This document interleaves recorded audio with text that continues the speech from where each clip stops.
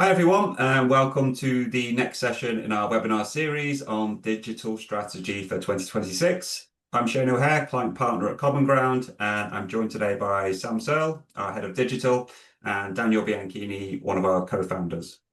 Today's webinar is all about the customer journey in 2026, which I think is a really important topic at the moment, especially from a planning perspective.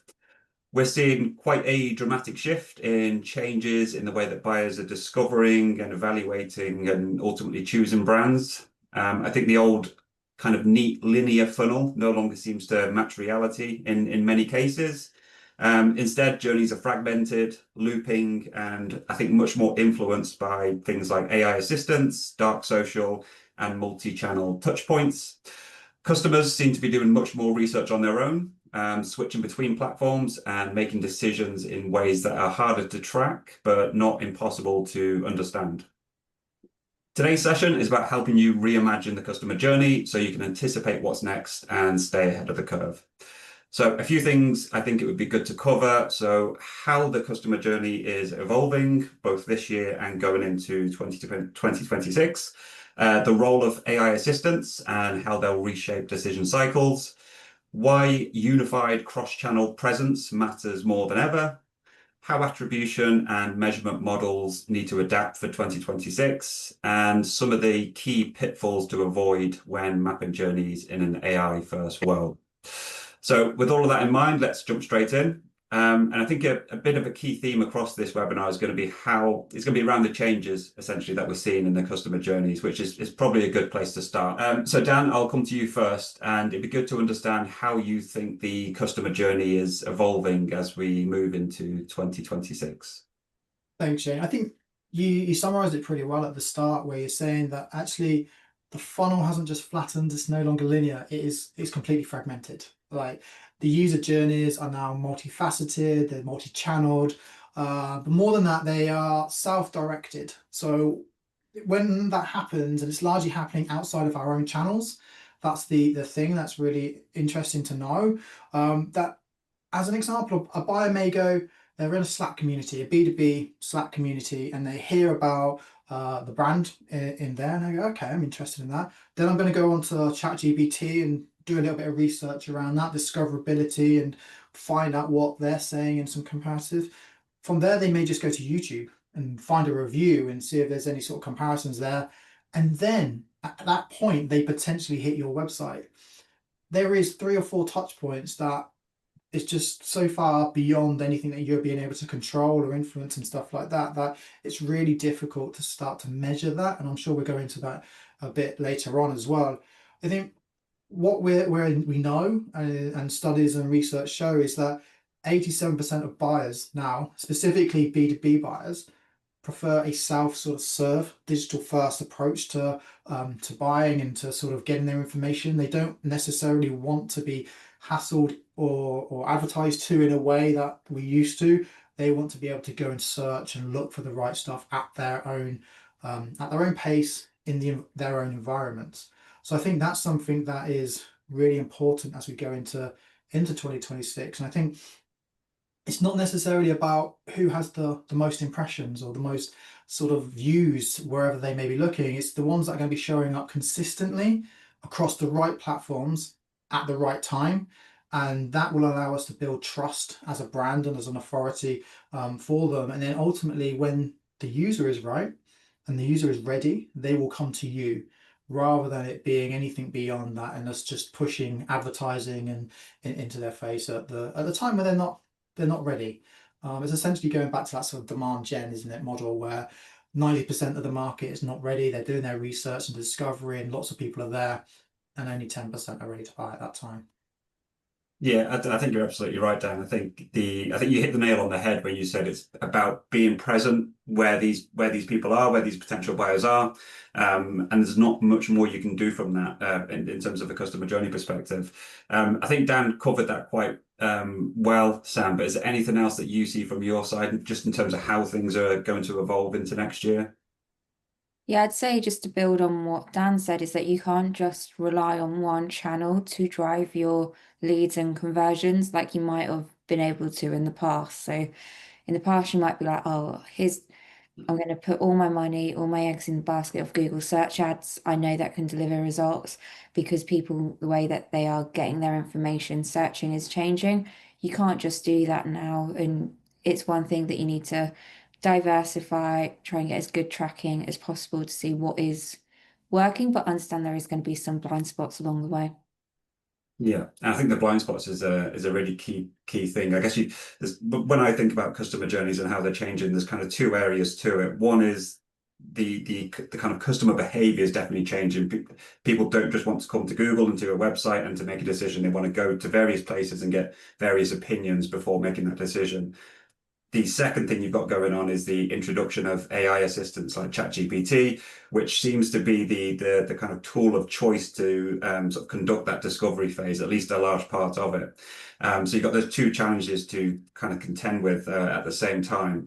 And just on the point on AI assistants, and Sam, I'll come to you with this first. It'd be good to just to understand what you think the impact of them will be on the buyer journeys. I think that they're going to be used in a way to do a lot of the hard work for someone. So when they may in the past have been researching, they may go on Google, go down the first page or two, try and sort of shortlist a handful of different options to then dive in a little deeper. What I think will be happening more and more of is they'll tell ChatGPT what they're looking for. I want this, this, this, this, this. That they go away, say they, ChatGPT goes away, creates a bit more of a focused couple of options and recommendations. And then I think that person will then take those two, maybe three different ones that ChatGPT or AI shortlisted for them, and then do some additional research where may go straight onto Google on the website and have a look there, but equally using some social channels like either YouTube or TikTok to help try and find some reviews, like user generated content about what they're looking for to sort of give them that additional boost. Then they might come via your website, but will they convert straight away? Who knows? They might do some additional research, go back to ChatGPT to ask for some more clarifying questions or tweaks and changes. So it's definitely more complicated in way in the past you could look at paths in Google Analytics to be like, oh, the majority click on paid, then they go to organic, and then they come back via a paid social remarketing ad. That's the journey we need to focus on. You can't just do that now. Yeah. No, I think you've laid it out really well there, Sam. And certainly from my perspective, that's what I tend to be seeing. A lot of the research done there, come to the website to make a conversion decision, but not always. They might actually go back and maybe the website has raised more questions, and they want to go back to the AI assistant. I think just in terms of that kind of journey that you've outlined, so discovery in AI assistants, purchase on the website. I think it was interesting. I think it was last week. Shopify actually launched an integration for ChatGPT, which means you can now do the purchase in ChatGPT as well. So you can kind of see how quickly this is evolving. Dan, anything else that you're seeing from your side in terms of how you expect AI assistants to have an impact on the buyer journeys? Yeah, I think there's two parts to it for me. It's like everyone wants to use the AI as assistants, so whether that's a ChatGPT, a Perplexity, or AI, whatever it may be of your choice. But I think the key thing first is the user and how they're using it, because a lot of people are so used to searching like they do in Google, they're just taking a lifting and shifting that sort of methodology into AI assistants, and then assuming that they are becoming like the new gatekeepers of everything and going, right, I'm going to search the same way as I do in Google, but just use a ChatGPT. And you're going to get similar results by doing that. So you need to sort of change your behavior in the user. I think the other thing is the trust element is interesting because a lot of the models are still using out-of-date data.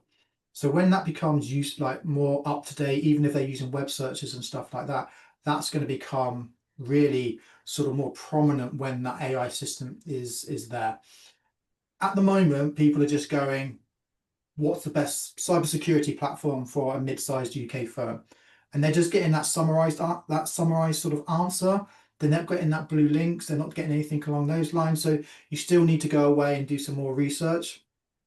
But most people of certain ages, I think it is variant. I think like the younger that you are, the more that you're on the AI assistants. The slightly older that you're getting, I think you're mixing, like myself, I would class myself in that group of mixing between both Google and the AI, and then maybe the slightly older demographic maybe are not using AI as much or at all.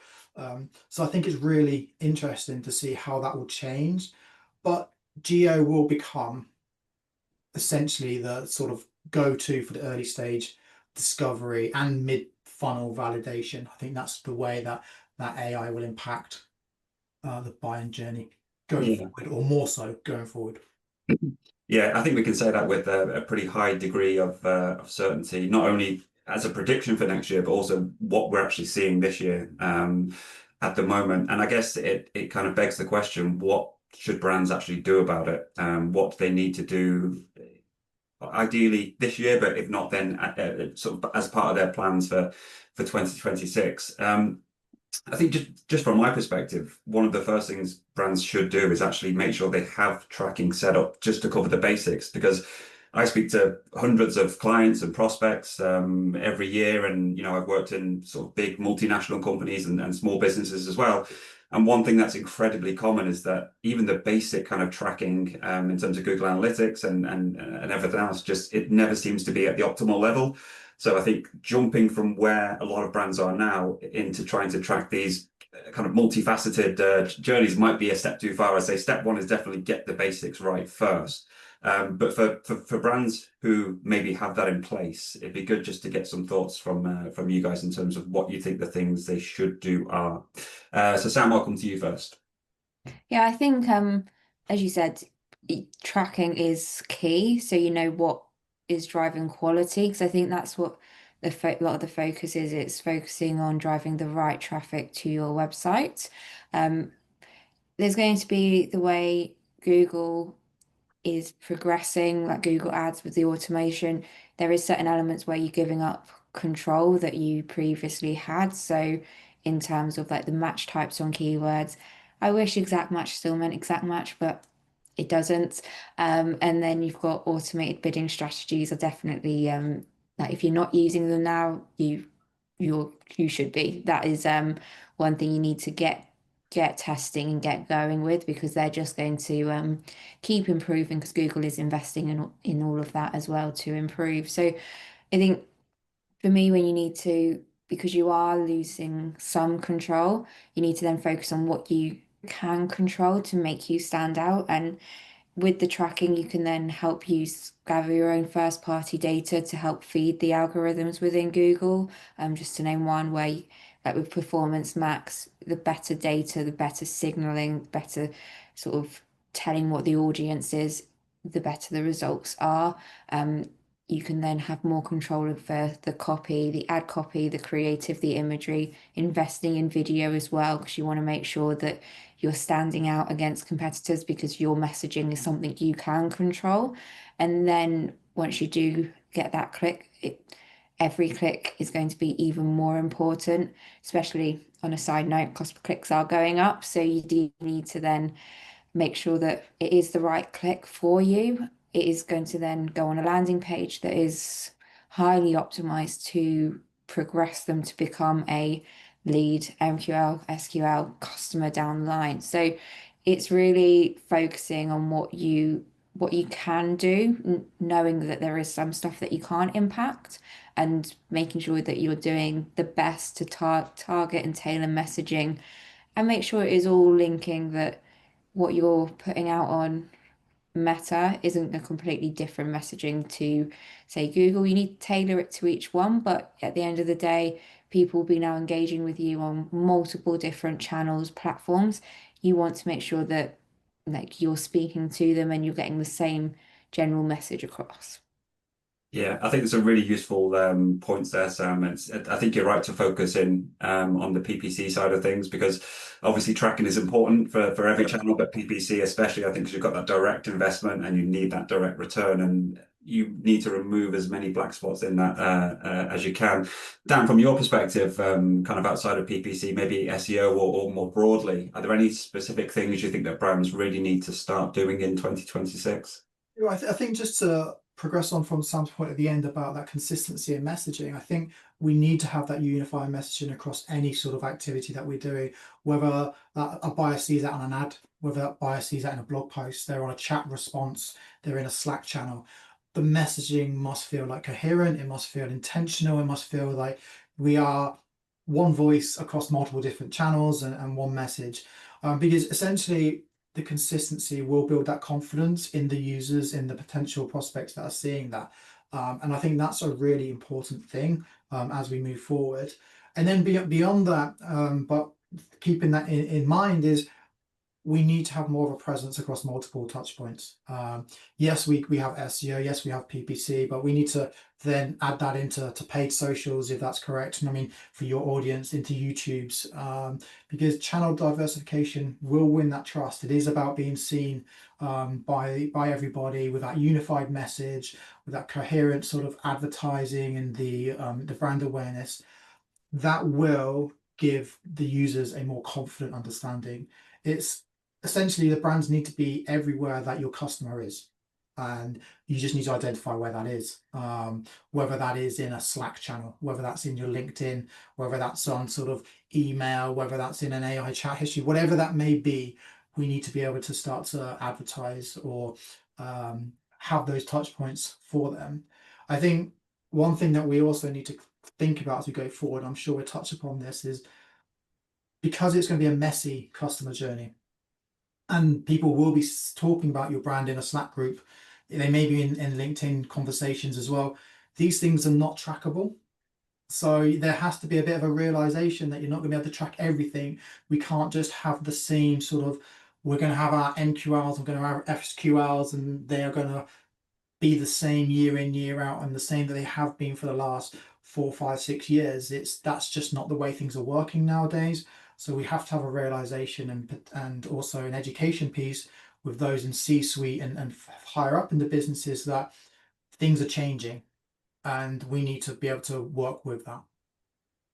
Yeah, I couldn't agree more. I think one of the kind of overarching recommendations here is to be present in as many places as you can. And I think for a lot of brands, a lot of these places are going to be new areas that they haven't necessarily attempted to target previously. So I guess just a bit of a follow-up question, maybe put this one to you, Dan. How do you think brands should kind of budget for that? So should it be a kind of defined budget for next year, or is it more of just a test and learn approach where we sort of siphon off a small corner of the marketing budget just to test things like Reddit, for example, or other communities? I think honestly, it's going to be a bit of a challenge because those that are giving you the budget are going to want exact reasons back as to why. You may go, I want Reddit, and they're going to say, okay, what's the return I'm expecting for that particular budget? And excuse me, at this stage, it's going to be really difficult for us to anyone to sort of give that. But I think you're right that we need a portion of budget.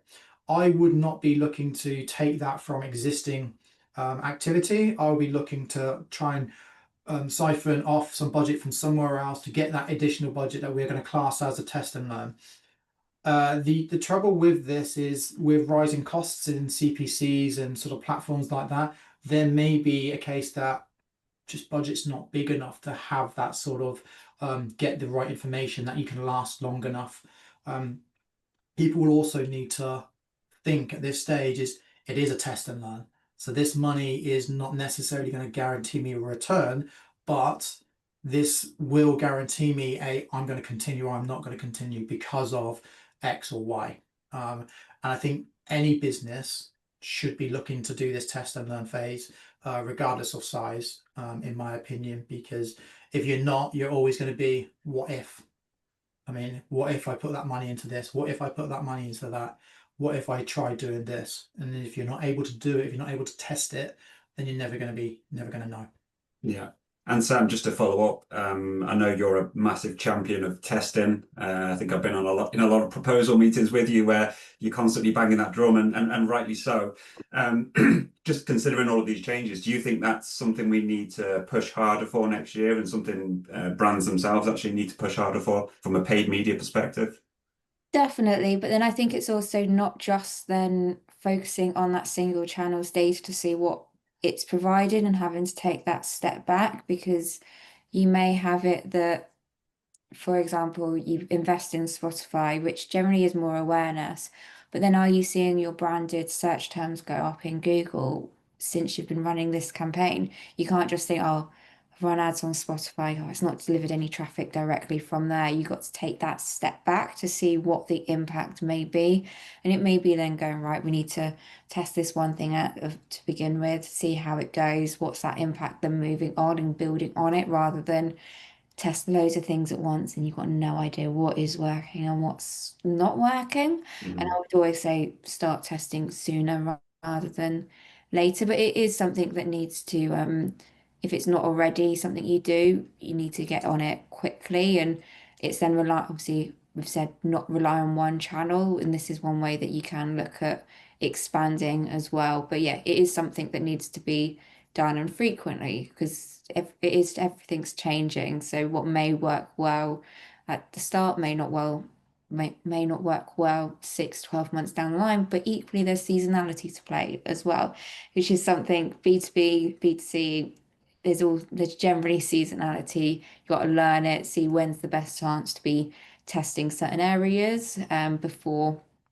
like, you either roll it out long term or you get to make sure you're getting the most of it. But it's not necessarily focusing on what that single channel in the metric in the ad platform's doing. It's looking at the wider impact that it's likely to have had. Yeah, no, I completely agree. It seems like a rigorous testing plan is more important than ever. Yes. Cool. So I think there's quite a lot of good advice there in terms of what we think the changes are and what we think brands should be doing to kind of attack that. Are there any things that we think brands should stop doing or maybe dial down, considering all of these changes and considering how the kind of customer journey is evolving? Sam, from a sort of paid media perspective, is there anything that you expect to see less of next year, either in terms of tracking the customer journey or the approach to the customer journey? I think I sort of touched upon it there, is not focusing too much on a single platform's numbers. I'll expand on that even more, where it's like not necessarily focus on the exact numbers across, but what are the general themes, what are the ratios, what's the trends going on? It is going to be harder to track absolutely everything, but can you focus, rather than this has delivered 10 MQLs, has it seen an improvement from the previous month or year on year? It's trying to see that gist, because you're not going to be able to track absolutely everything, but overall, is the trend moving in the right direction? Are we seeing more quality leads to come through? Because that's another thing. We may then go, oh, we're seeing leads drop year on year, but have MQLs increased, have SQLs? So does that mean the quality is improving? And as clicks are getting more expensive, it's making sure we're driving the right click, less wasted ad spend, driving that right traffic there that are more your target audience. So I think it's, in one way, having to take that step back to be able to drive performance forward. Yeah, I completely agree. I guess it's making sure you have a full picture of what's going on before you kind of make rash decisions in terms of cutting things or maybe even starting things. Dan, anything to add from your side in terms of what you think brands might be focusing less on? I think there's things that I would like them to focus less on, but whether they're going to do that, I think is a different story. I think one of those is just thinking about the funnel in the old school linear way. I still think that people see it as that awareness, consideration, sort of decision sort of model where it just goes, it's straight down. It's more of they're seeing it as a ladder, where in reality it's just like a spiral all over the place, and it's just round and round. It's like, you know, when you've got your kids and you've got those spirographs, and it's just, that's what it looks like really, because they're coming from all over the place, wherever it is, those Slack channels, it's those emails, it's SEO, it's paid, coming from everywhere. And it's really difficult then to necessarily attribute the right channel. And I think that's the other thing that we should potentially start looking at around tracking all this, but overweighting last click attribution. Like if it'll undervalue the brand, the content, the early funny sort of influence that you're looking at. So you end up optimizing for sort of conversions only, and not just the consideration and what's everything's going on. Like it's a lot harder now to attribute than ever before. Okay, and I think that's the sort of thing that we need to sort of look into. And I think I'd like them to focus less on that sort of linear style. I think it'd be incredibly difficult for brands to do that, but I think that's the sort of stuff that we need to focus on as we go forward. Yeah, I mean, attribution is a really interesting point. And in terms of a recommendation for what kind of attribution model brands should use, I don't think we can sit here and give a single here's the model you should use, because it's going to be completely different for every market and every type of client. But if we, I mean, is there anything to say on attribution at this stage in terms of the various types that we would recommend, or does it ultimately need to be on a kind of case by case basis? Dan, I'll start with you on this one. I think it needs to be a case by case basis. Every business is unique. Every business is different. So, whilst I say that like last click may not be the right thing for most, it may be right for one or two businesses of different types.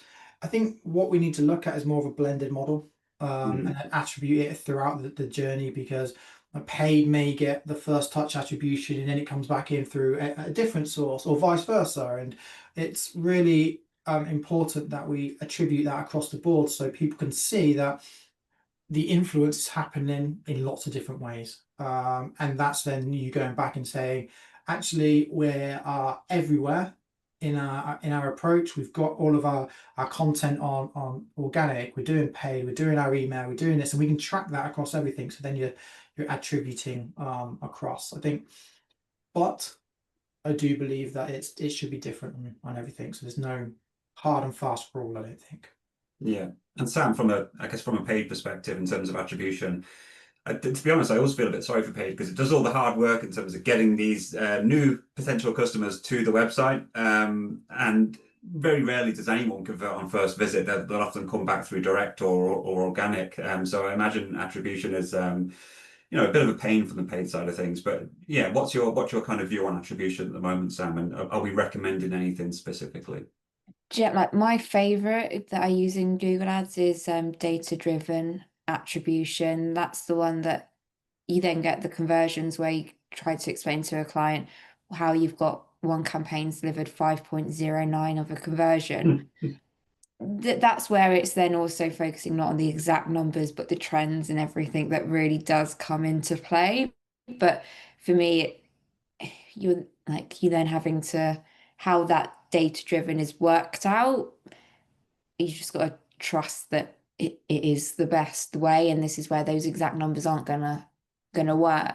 So that's something that a lot of my current campaigns are set to, because I do think it's the fairest of them and stops organic stealing my conversions.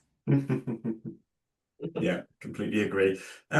And I guess on a bit of a similar topic, so we've covered a lot of the kind of do's and don'ts, and I think there's a lot of good advice in there. But and Dan, you kind of touched on this yourself. There'll become a point if a brand or a marketer puts a kind of journey strategy together that they need to measure the success of it. So is what I've done working or not? How do we think brands should go about that? How do you measure the success of your new great journey strategy? Yeah, I think it's really challenging. I think you're going to have different sort of measurement at different areas and touch points. So you're going to clearly want to know how many are converted, but I don't think you can now start talking about how many impressions you've got and traffic. I think you need to be talking about how many repeat visitors, what's the time between first touch and inquiry, like how is your brand search volume sort of increased over time, that type of thing. It's how is like content influencing pipeline, things like that. I think it's going to be a bit more of the way that we look, and how we get that out of analytics and into like dashboards. It's going to be really interesting to see. A lot of the clients that we talk to, and we're trying to work towards this, where it's still quite reluctant to go away from the old school, right? We need MQLs, we need SQLs, or the variant sort of acronyms that we're using. Is that's where they still sit, and that's where they feel comfortable with, despite potentially seeing a decrease because of like the different buying journey now and how that's changing, or how that's actually a longer journey than it once was. So I think it's going to be some education. I think it's going to be in all honesty, some test and learn here, what's working and what's not, and how do we get that information that can then influence any of the campaigns that we're working on. I don't think it's going to take, like, I don't think it's going to be an instant thing. I think this is going to be an ongoing thing throughout 2026. I think it will be a moving thing as well. We won't walk into January, February and say this is the model and then it's not going to change. I think it will evolve as we progress. Yeah, no, I completely agree. And Sam, from your side, from a, I guess, more from a paid media perspective, do you see much change, or is our kind of approach going to change in terms of how we try and measure the success of customer journeys? Yeah, I think for me, what I've been trying to get more and more of recently is trying to focus on what is driving that quality. So in one way, I don't care if cost per click goes up, if conversion rate goes up and it's leading to higher quality traffic visiting the website, within reason. But it's one of those things where people may go, oh no, my cost per click's going up, I'm panicking. But is it just you're targeting a better audience and that's who you should be targeting to begin with?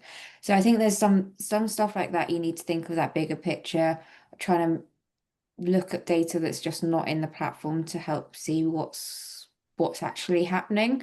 I think conversion rate is always a good one to be able to focus on. Like, is that improving? That is something that you do want to measure and try and measure as accurately as possible. And then it's all within reason. Again, if like cost per lead goes up, but they're then more likely to turn into MQLs and pipeline and revenue, then that's not always a bad thing. But that can be a bit hard to explain sometimes to clients, or especially the C-suite, where they're like, oh, last year we had 1,000 leads, I now want 1,500. And it's like, yes, but look at the MQLs, and when we're trying to make every click count, it's not necessarily, we want to try and reduce the spam, keep the quality up, and it does sometimes, most of the time, increasing quality does come with increased initial costs, but you can then get a better return at the end of the day. Yeah, I think you're right to prioritize the conversion side of things. I think it's the kind of reality is there's going to be things we can track and things we can't track. And I think the way you offset the things we can't track is by leaning more into the things that we can track and making them work a bit harder. But I do think that's probably one of the mistakes that some brands will make next year, as they sort of do this year as well. And that kind of leads me into the kind of next question that I wanted to ask. Considering all of the change that we're seeing in terms of user behavior and AI assistance and influence and everything else, are there any specific mistakes that you see brands making next year in terms of the customer journey? Dan, I'll come to you first on this one. I think I sort of highlighted this earlier. I think people will try and hold on to the linear funnel. Yeah. I think they're going to be reluctant to move away from that because that's what they know and that's what they can talk to the C-suite about confidently. But the problem is that's no longer what's happening.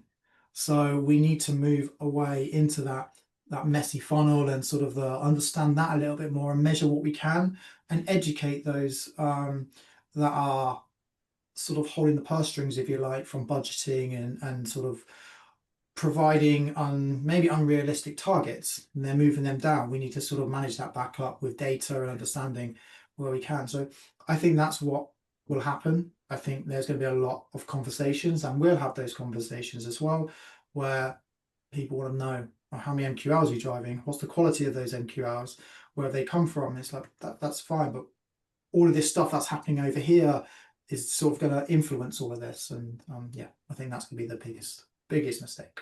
Yeah, I think you're right, and you can kind of picture it.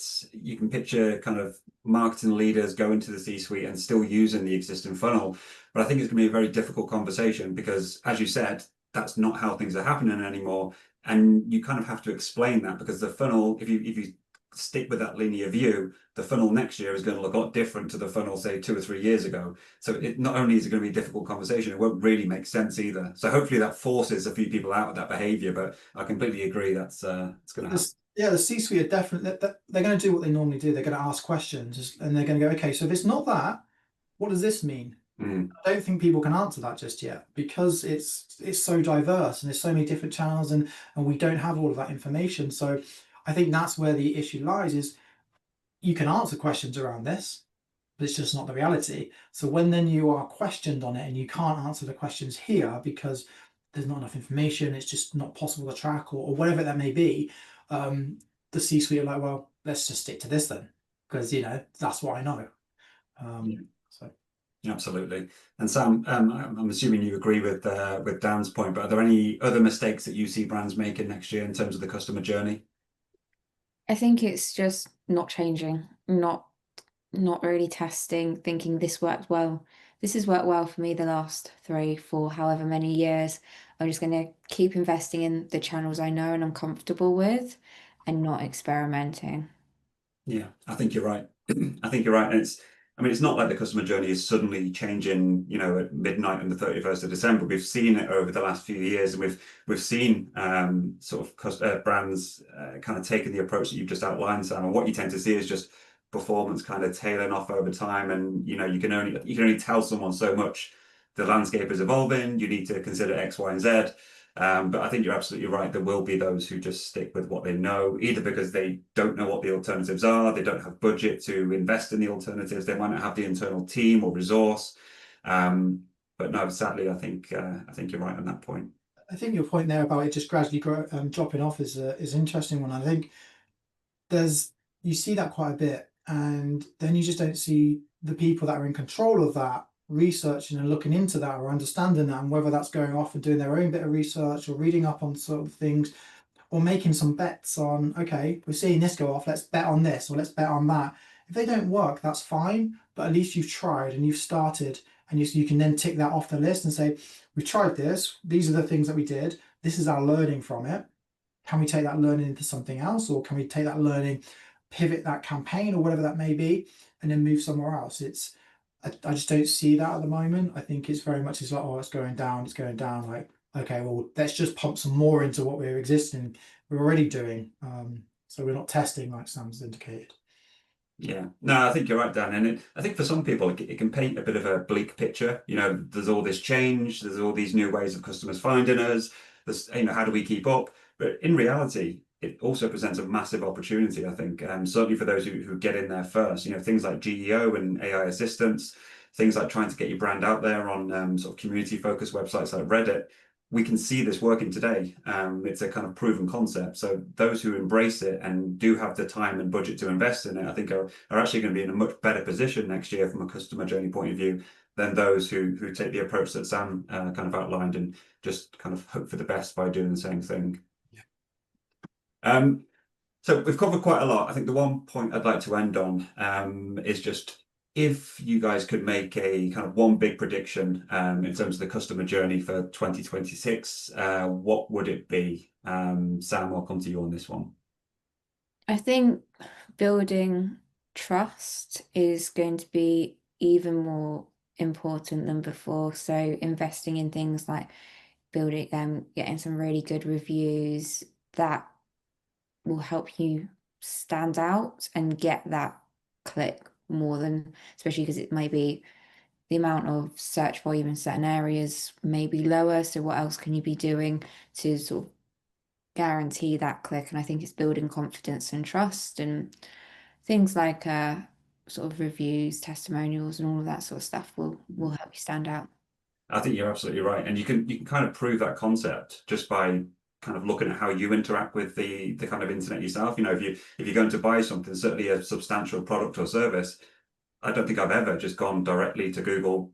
What is the name of the service? First website, boom, it's no. I look at reviews. I look at sort of their client testimonials. I look at their competitors. I compare pricing. You do have to take this messy journey to get there. So I think you're right, Sam. That's going to become much more important next year. Dan, from your side? Yeah, similar to Sam, I think AI is going to become more part of the discoverable stage. I think they are going to take reviews, they're going to take content authority, they're going to take your case studies and testimonies and bring all of that into their assumption. I think that's something that's going to be big. So we as a business or as a wider thing, we need to build that trust across all of the companies that we work with, and that's what you should be doing as well, utilizing what we talked about with like diversification, quality content, all of that stuff, because that's really going to be where a big part of the discovery phase is going to be within the AI assistants, in my opinion. And it may be that, or it's likely to be, the tracking is going to be hard to do that. So you just need to ensure that you have faith in the strategy that you've chosen and follow through. Yeah, absolutely. I think my prediction, and you guys have kind of touched on it already in your answers and earlier in the webinar, is I think by the end of next year, customer journeys will play a much bigger part in marketing strategies generally. I think for some people, the reason will be because they've started it now and they've seen the success of it. So it obviously makes sense to carry that on. But I think for most people, they'll kind of find out the hard way that they didn't prioritize customer journeys. And by the end of 2026, they might be in a worse position as a result of that. So yeah, I think people will either be happy to include it or they'll be kind of dragged kicking and screaming. But I do think by the end of next year, it will be a major part of any strategy going forward. Thanks so much for joining, everyone. And thanks obviously to Sam and Dan for your contribution. I think we've covered quite a lot. So the kind of shift from linear funnels to fragmented, messy ones with AI assistants, and the kind of growing importance of unified messages across all channels, SEO, paid, content, social, to name a few. I think if there's one kind of key message to take from this, it's that the customer journey in 2026 will be as guided much more by kind of AI assistants than it has ever been, and maybe even more so than the kind of traditional channels that we tend to rely on. And that's only going to accelerate. We can see the kind of rate of adoption this year, and it shows no sign of slowing down, essentially. So it can't be ignored. It needs to be built into the kind of wider customer journey strategy. If there's anyone watching this who would like to continue the conversation or ask any questions or maybe explore how we can help you to map your own customer journey going into next year, more than happy to help. Do feel free to reach out. We're always happy to have a chat. And don't remember, this is just one part of a 10-part webinar series on digital strategy. So don't forget to check out the other videos. Thanks again for watching, and we'll see you in the next one.